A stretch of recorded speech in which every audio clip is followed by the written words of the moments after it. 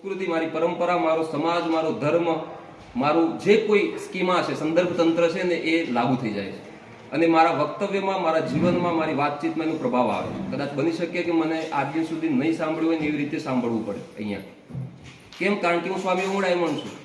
અને રજનીશની મજા એ છે, રજનીશ એટલે એવું નથી કહેતો કે રજનીશ જ શ્રેષ્ઠ છે, પણ છેલ્લા જેટલા ફિલોસોફર વિશ્વમાં થઈ ગયા ને એમાંથી કદાચ રજનીશ એક એવો ફિલોસોફર છે કે જેને તમામ વિષયોને ખોલ્યા છે અને માનવ જીવનને ટચ કરતા, માનવ જીવનને સંબંધિત દરેક વિષયો વિશે એને ઊંડાણપૂર્વક અને ગંભીરતાપૂર્વક વાત કરી છે.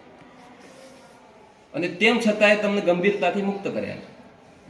ઓશોનું ધ્યાન, ઓશોનો પ્રેમ, ઓશોનો સંન્યાસ, ઓશોનું મૃત્યુ, ઓશોનું જીવન, ઓશોનું શિક્ષણ, આ બધા જ વિષયો કંઈક એવા છે કે એ ખોલી દે છે માણસને.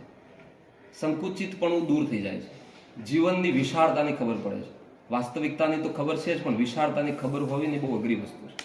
કે તમારું જીવન એ કેટલું વિશાળ છે, કેટલા વિષયોથી વળેલું છે. એ કોઈ બે ચાર મુદ્દાઓને લઈને જીવન પૂરું થઈ જતું નથી. આપણી તમામ પ્રવૃત્તિઓ, જીવનના તમામ ભાગ ક્યાંક ને ક્યાંક એ બધાના સંદર્ભમાંથી છે. ઓશોને એ પરિચયમાં સમજવું જોઈએ.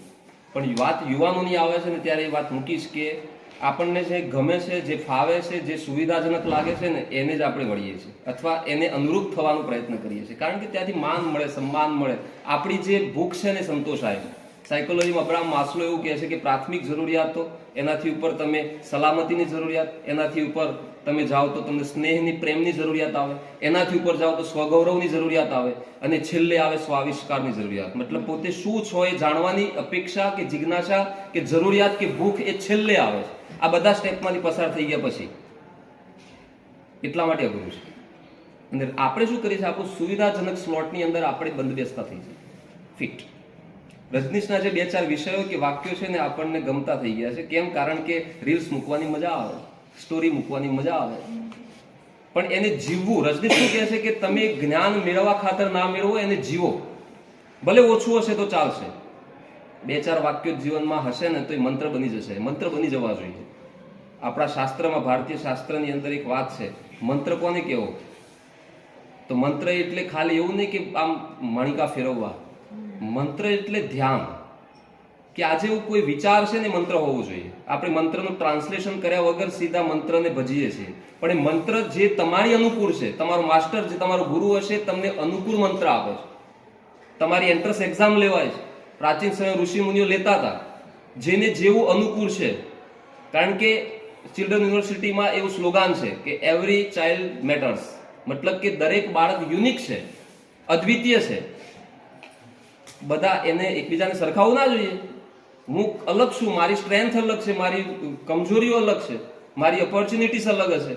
સ્વોક એનાલિસિસ કરવું જોઈએ પોતાનું. મારી ચેલેન્જીસ અલગ હશે. એને અનુરૂપ એક મંત્ર આપતા હતા. અને એ મંત્રનું ટ્રાન્સલેશન એક્ઝેક્ટ એવું હતું કે એનું જીવન હોય.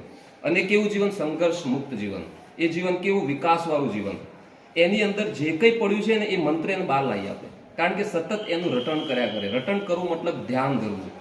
એ મંત્રનું ધ્યાન ધરવું. આપણી તકલીફ એ છે કે આપણે સુવિધાવાળું જીવન જીવીએ છીએ.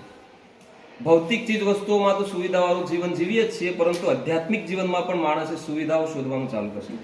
પોતાને અનુકૂળ હોય ને એ અધ્યાત્મ, પોતાને અનુકૂળ હોય એ ગુરુ, પોતાને અનુરૂપ છે એ પુસ્તક, પોતાને અનુરૂપ છે એ વેશ. પણ તારી જરૂરિયાત શું છે એ જોવું જોઈએ. અને થોડાક વિસ્તારવાળું, વૈશ્વિક બનવાનો પ્રયત્ન કરવો જોઈએ. સંકુચિત ના થઈ જવું જોઈએ. હા, આપણી એક મજબૂરી સમજો કે આપણી ક્યાંક ને ક્યાંક એવું આપણા સાથે વણાયેલું છે કે તમે જ્યાં જન્મ્યા છો એ જોડાયેલું જ રહેશે, એ નહીં છૂટે. એટલા માટે મેં કીધું હું રાવ સાહેબ તરીકે વાત નહીં કરી શકું અહીંયા. કારણ કે હું જ્યાં જોડાયેલો છું એ મારી ભૂમિકા પણ મારે ભજવવી જ પડે.